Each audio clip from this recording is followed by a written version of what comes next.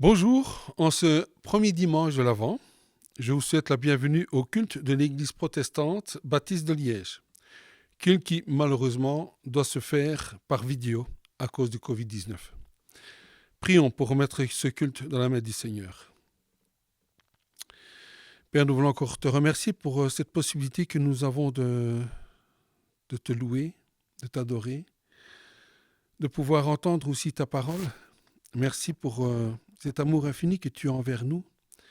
C'est vrai que nous aimerions pouvoir partager cet amour entre nous, mais malheureusement, c'est une chose que nous ne pouvons pas faire pour l'instant. Mais ce n'est pas grave parce que nous savons que toi, tu es présent au milieu de nous. Partout où nous sommes, tu es là. C'est toi qui nous dirige, c'est toi qui nous éclaire, c'est toi qui prends soin de nous. Et nous voulons vraiment te remercier pour cela. Béni soit ton Saint-Nom et gloire te soit rendue. Amen. Connaissez-vous l'origine du calendrier de l'Avent? L'Avent, du latin adventus, qui veut dire avènement, c'est-à-dire l'arrivée du Messie. L'Avent représente la période où l'on peut se préparer à la venue du Christ, c'est-à-dire à sa naissance. La célébration de l'Avent débute au cours du 5e siècle, lorsque l'évêque Perpète de Tours ordonne qu'à partir de la fête de Saint-Martin, c'est-à-dire le 11 novembre, jusqu'à Noël, on jeûne 3 fois par semaine. Et à partir du XIIIe siècle, le jeûne de l'Avent n'est plus pratiqué. L'Église catholique, depuis plusieurs siècles, commence le temps de l'Avent le 4e dimanche avant Noël. Inspiré des traditions de l'Allemagne du XVIe siècle, la couronne de l'Avent est inventée. On y place 4 bougies qu'on allume un à un chaque dimanche de l'Avent. La période de l'Avent célèbre le triple avènement de Christ, c'est-à-dire sa naissance à Bethléem, sa venue dans le cœur des hommes de tout temps et son retour glorieux à la fin des temps. Le texte référent au premier dimanche de l'Avent, c'est-à-dire aujourd'hui, est le psaume 25 de 1 à 4. Lisons le psaume 25 de 1 à 4. De David. Éternel, j'élève à toi mon âme. Mon Dieu, en toi je me confie. Que je ne sois pas couvert de honte. Que mes ennemis ne se réjouissent pas à mon sujet. Tous ceux qui espèrent en toi ne seront point confus. Ceux-là seront confus qui sont infidèles sans cause. Éternel, fais-moi connaître tes voies. Enseigne-moi tes sentiers. C'est du psaume 25 qu'on a tiré les paroles de ce chant que nous allons chanter maintenant. Chantons « Éternel, fais-moi connaître tes voies ».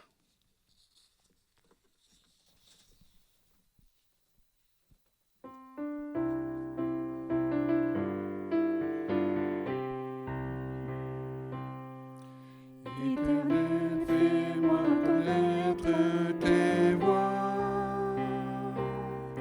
Enseigne-moi tes sentiers.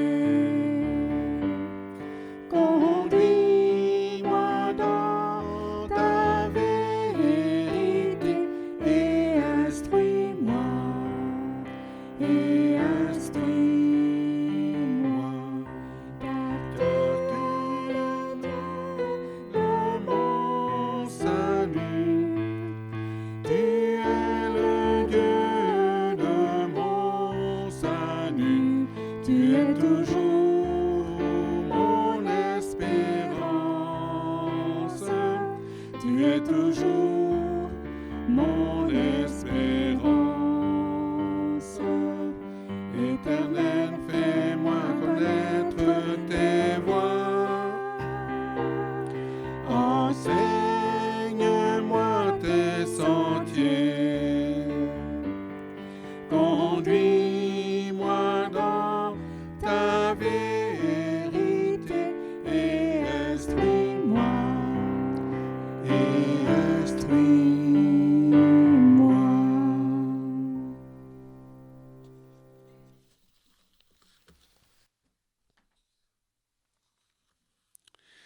Comme je l'ai dit, la période de l'Avent célèbre le triple avènement du Christ.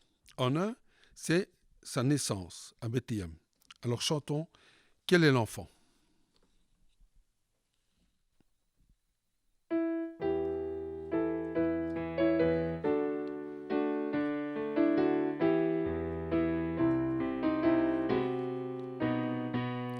Quel est l'enfant qui est né ce soir, inconnu des gens de la terre?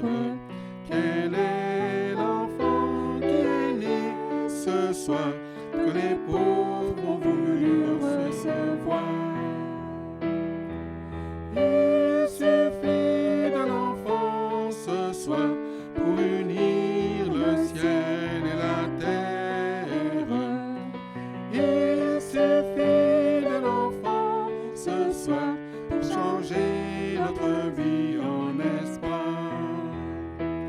Quel est l'enfant qui est né ce soir pour changer la nuit en lumière?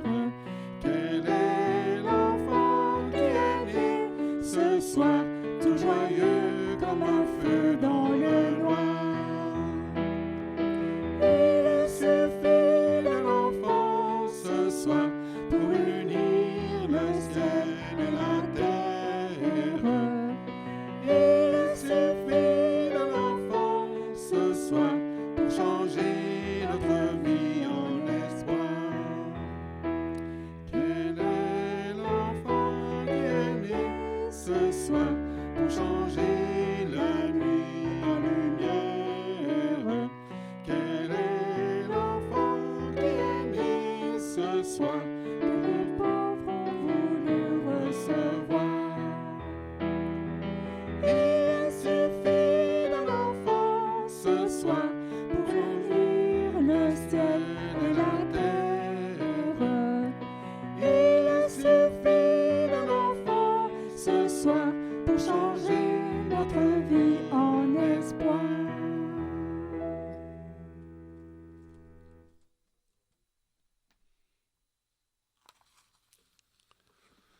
En deux, c'est sa venue dans le cœur des hommes. Et nous allons chanter « Règne en moi ». Dans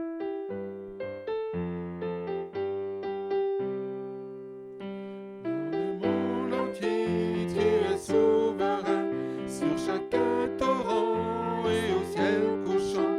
Mais mon seul désir, Seigneur, mon seul choix, dans mes vies sois toujours le roi. Oui, règne en moi par ton pouvoir. Veille sur mes rêves, sur mes heures noires. Seigneur, Seigneur, de tout en moi. Dans ma vie, sois toujours le roi.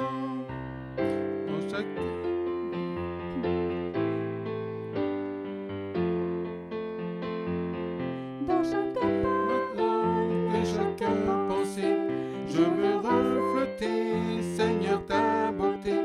Il n'est rien en monde plus précieux que toi. Dans ma vie, sois toujours le roi. Oui, règne en moi par ton pouvoir. Règne sur mes rêves, sur mes heures noires. Tu es Seigneur de tout en moi. Dans ma vie, sois toujours le roi. Oui, règne en moi par ton pouvoir.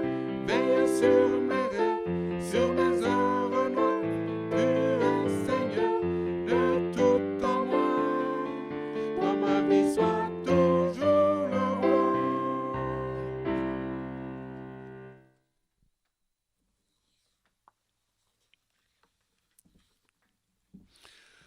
Et en trois, c'est son retour glorieux à la fin des temps.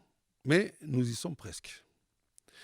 Mais avant ça, il est d'abord venu mourir pour nous sur la croix. Par amour pour nous, son sang a coulé pour nous racheter. Chantons à la croix.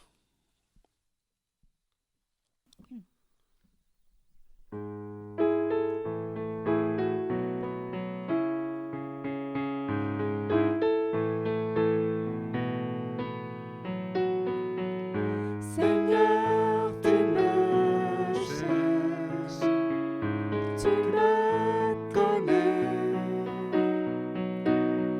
Et si je t'oubliais, je sais que tu m'aimes.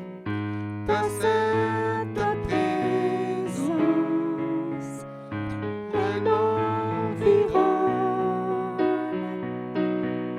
à chaque moment.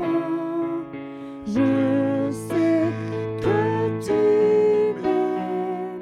Je sais que tu m'aimes. Tu marches devant moi. Tu gardes mes pas. Ta main me soutient. Je sais que tu m'aimes. Je sais que tu m'aimes. À la croix je me prosterne, où ton sang coula pour moi. Aucun amour n'est plus grand.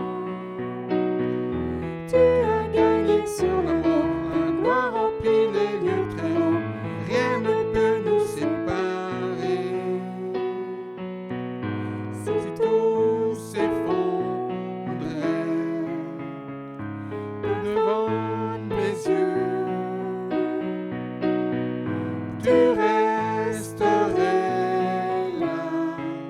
Je sais que tu m'aimes. Je sais que tu m'aimes. À la croix je me prosterne, où ton sang coula pour moi. Aucun amour n'est plus grand. Tu as gagné sur la mort, ta gloire remplit les lieux très hauts. Rien ne peut nous séparer.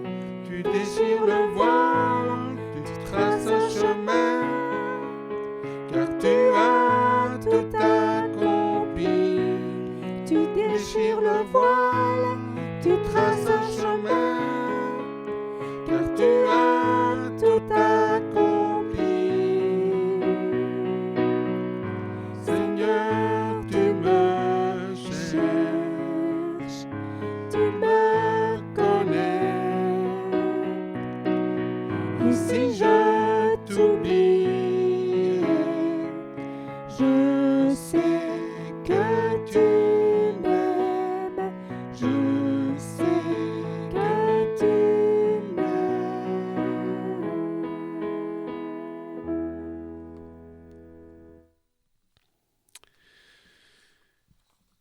Et après ça, nous allons écouter la parole du Seigneur. Et pour cela, je laisse la place à Barbara pour nous apporter la parole.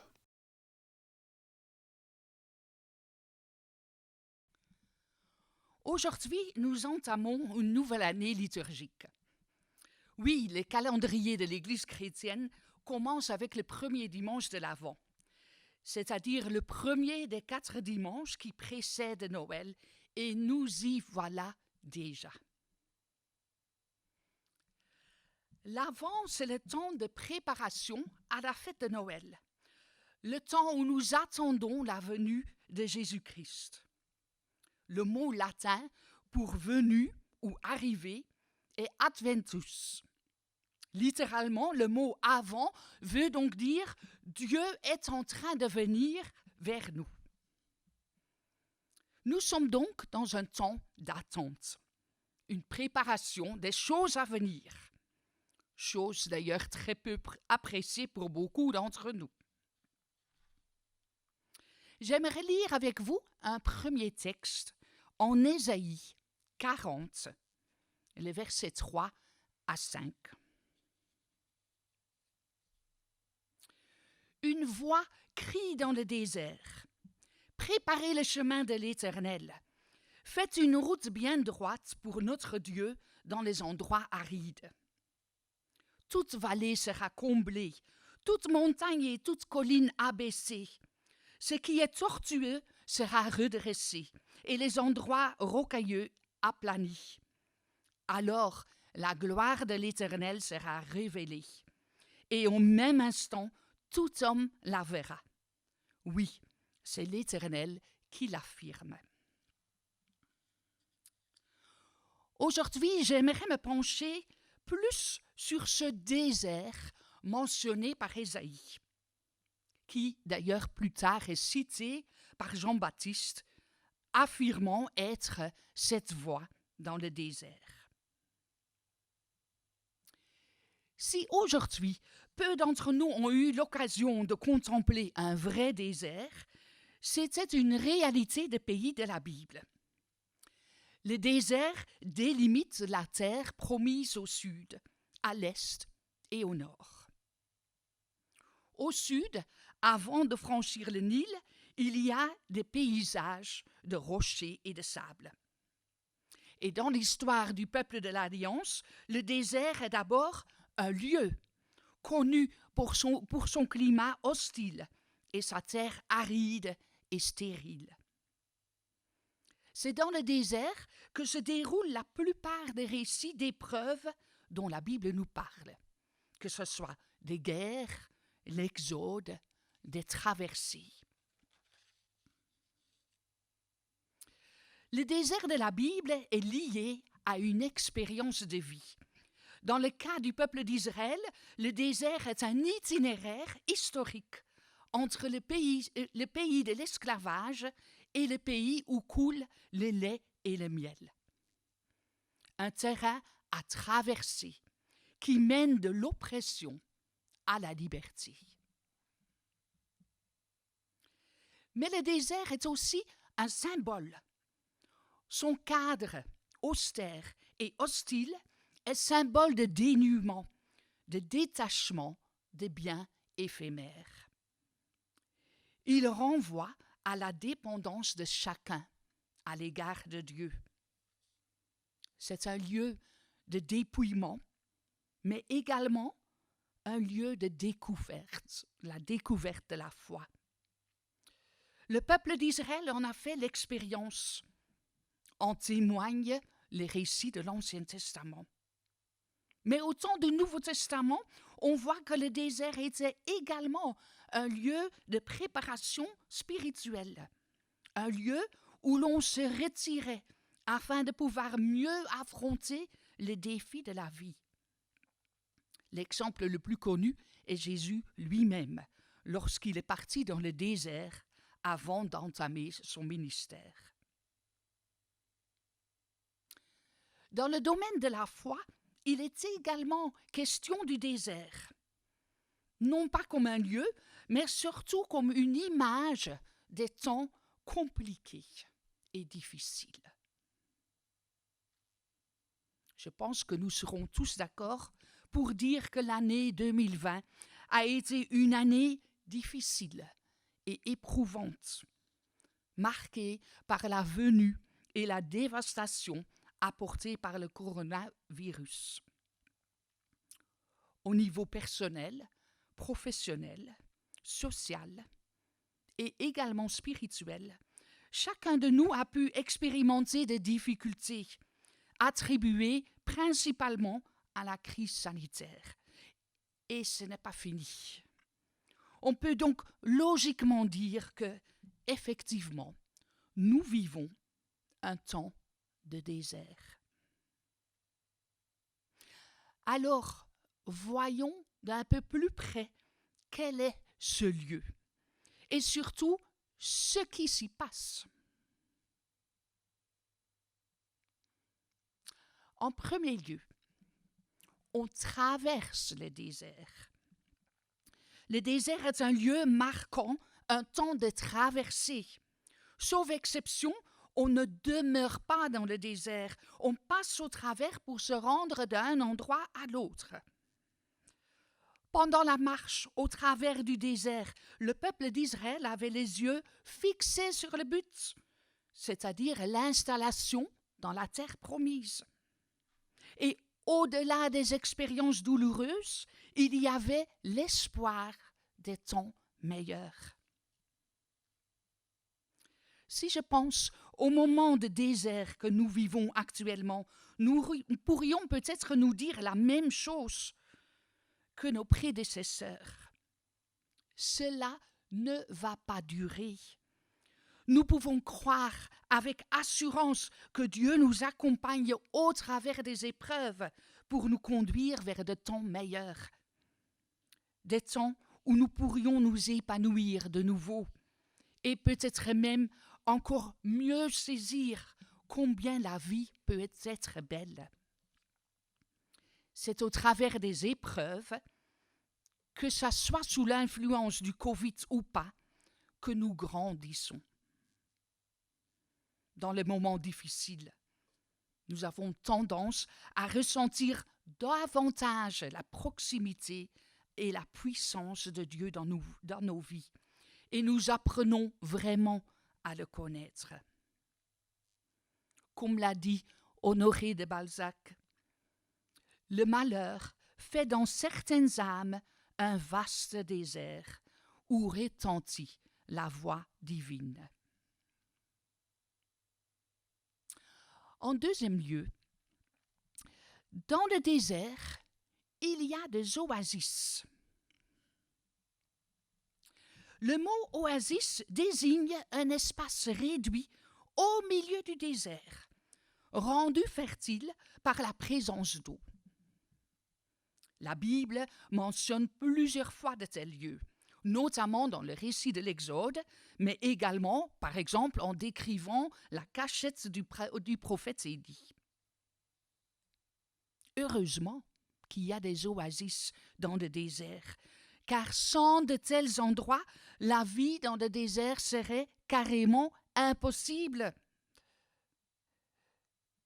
J'aimerais lire avec vous, toujours dans le livre d'Ésaïe, le chapitre 41, les versets 17 à 19. Les affligés et les nécessiteux cherchent de l'eau, et il n'y en a pas. Leur langue est desséchée par la soif.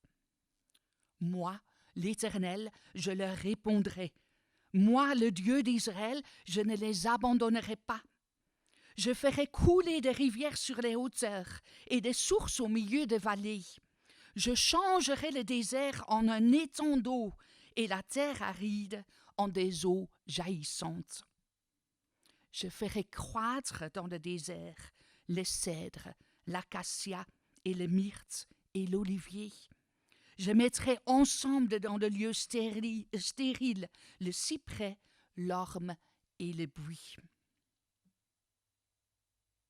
Ces paroles, annoncées par le prophète Ésaïe, consolaient le peuple d'Israël, pris dans des attaques à ce moment-là par des peuples ennemis. Dieu assure son peuple qu'il est déjà en route pour sauver et faire croître. Et, dans le livre d'Ésaïe, nous trouvons d'ailleurs un grand nombre de prophéties à propos de Jésus, le Sauveur qui va venir et qui annonce de temps meilleurs pour les générations et les générations à venir. Sachez que pour nous aussi, au milieu du désert, il y a des oasis. Les moments difficiles, oui, ils sont là. Mais nous ont peut-être fait découvrir des éléments de la vie auxquels nous ne prêtions pas trop d'importance. Beaucoup de personnes disent apprécier davantage le temps passé avec leurs enfants, avec leurs familles proches. D'autres ont pu utiliser les moments de confinement que nous avons vécus et que nous vivons actuellement pour plus prier, plus lire la Bible, plus se centrer sur Dieu. Certains se sont découverts des capacités d'écoute et d'accompagnement par SMS, téléphone, les réseaux sociaux, qui ne soupçonnaient pas. D'autres sont touchés par l'amour manifesté par les frères et sœurs de la communauté. Oui, au milieu de nos déserts, il y a des oasis. Dieu est là pour nous guider, nous aider, nous aimer. Nous ne sommes pas seuls.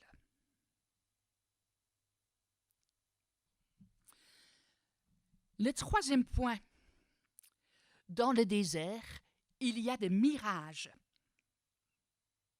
Le mirage est un phénomène optique dû à la déviation de faisceaux lumineux par de superpositions des couches d'air de températures différentes. Cela dit donc bien qu'il est question d'un phénomène que l'on pense voir, mais qui n'existe pas en réalité. Il s'agit d'une apparence trompeuse. Nos sens enregistrent des choses qui ne sont pas là. On peut d'ailleurs très bien l'observer à plusieurs et même le prendre en photo comme vous le voyez. Je n'ai pas trouvé de récit biblique où il est question de ce phénomène. Mais je ne peux m'empêcher d'utiliser l'idée du mirage pour une interprétation ayant comme objet la vie spirituelle. Nous nous trouvons tous à certains moments de notre vie dans le désert, sans doute à des degrés différents, mais vécus comme des épreuves, des gros soucis qui peuvent se passer dans n'importe quel domaine de la vie. Est-ce que le mirage dont nous parlons n'est pas bien réel, lui aussi? Est-ce que nous ne nous laissons pas leurrer des fois par des solutions qui n'en sont pas en réalité? Je vais vous donner des exemples. Si j'ai des problèmes financiers, je vais peut-être me laisser aller à travailler en noir, me disant que, au final, ce n'est pas bien grave. Si j'ai des problèmes dans mon couple, je vais peut-être me dire qu'il est bien compréhensible d'aller voir ailleurs. Si j'ai du mal à me discipliner dans ma vie spirituelle, je vais peut-être me convaincre que ce n'est pas très important et qu'il y a un temps pour toute chose. Parfois, nous sommes tentés de concevoir nous-mêmes une solution à nos problèmes sans réellement chercher à savoir ce qu'en dit la parole de Dieu. Parfois, nous nous laissons aller à accepter des situations non voulues par Dieu. Parfois, on pense sincèrement qu'on a la solution. On se laisse même aller à dire que c'est Dieu qui le veut ainsi. Alors qu'en réalité, mes amis, il ne s'agit que d'une illusion créée par notre propre esprit tortueux.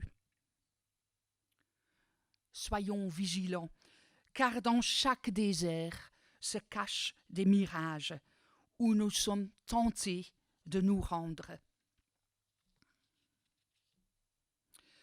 Peut-être que vous vous trouvez dans le désert maintenant. Peut-être vous ne savez pas où aller. L'écrivain français Philippe Alexandre a dit ceci. Le plus difficile dans le désert, c'est de trouver la sortie. C'est vrai, il est difficile de sortir du désert. Il est encore plus difficile d'en sortir seul. Et j'ai envie d'ajouter ces paroles au texte de M. Alexandre. Nous pouvons aller seuls dans le désert, mais nous ne pouvons revenir dans la vallée du Nil qu'avec l'aide de Dieu. Réjouissons-nous de la voix dans le désert qui annonce la venue du Sauveur. Ne nous alarmons pas outre mesure de nos temps de désert. Dieu, le Père, nous fait ce pacte de fraternité. Il n'est pas au-dessus de nous, en train de regarder comment nous traversons. Il est avec nous, Emmanuel. Que le Seigneur nous bénisse. Merci Barbara pour ce beau message. Et alors, Nous allons passer aux annonces. Là, il n'y en a pas beaucoup. C'est dimanche prochain, à la même heure. Il y aura un culte, toujours par vidéo. Pour les anniversaires, nous avons cette semaine Élodie, Alain, Marie, Jacqueline, Mary et Charlotte. Donc, je vous souhaite bon anniversaire et que le Seigneur vous bénisse abondamment. Tantôt, j'ai dit qu'en 3, ce sont le retour glorieux à la fin des temps. Mais pour être avec lui, nous devons l'accepter comme Seigneur et Sauveur et nous confier à lui. Alors chantons « Je me confie en toi ».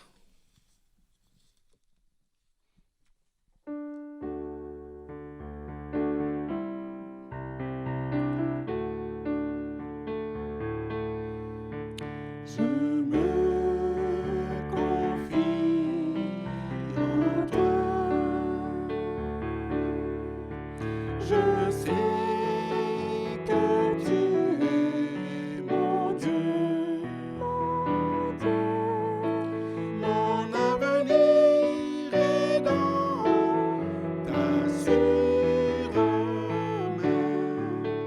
Oui, dans ta sûre main. Je te bénis, Seigneur. Tu es mon puissant Sauveur. Oui, ton amour pour moi durera toujours. Pour moi durera toujours. Je me confie en toi.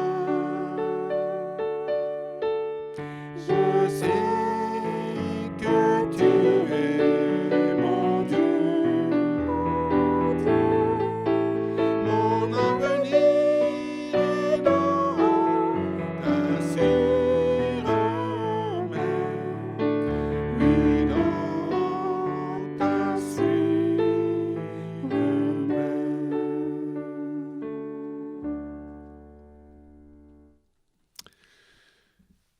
Donc nous sommes ici à la fin des cultes et pour la bénédiction, avec reconnaissance, accueillons en nous cette bénédiction qui est 2 Corinthiens 13. Que la grâce du Seigneur Jésus-Christ, l'amour de Dieu et la communion du Saint-Esprit soient avec vous tous. Amen. Bon dimanche à tous.